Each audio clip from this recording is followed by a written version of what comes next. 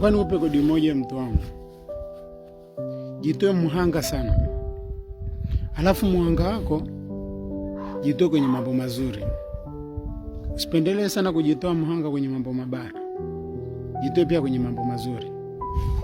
Unajua kuna muda unamsaidia mtu msaada ambao ungekufaa wewe mwenyewe. Na unamsaidia bila hata kujali.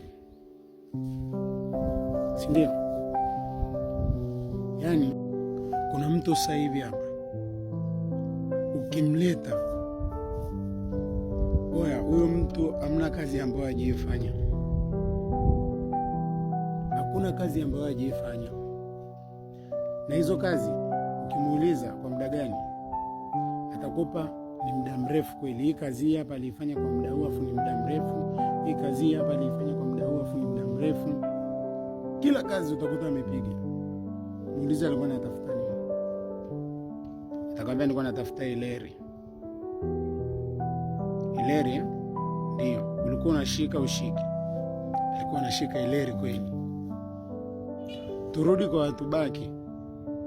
Watu ambao wanakutazama kwa macho mengi. Kila mmoja ana mtazamo wake.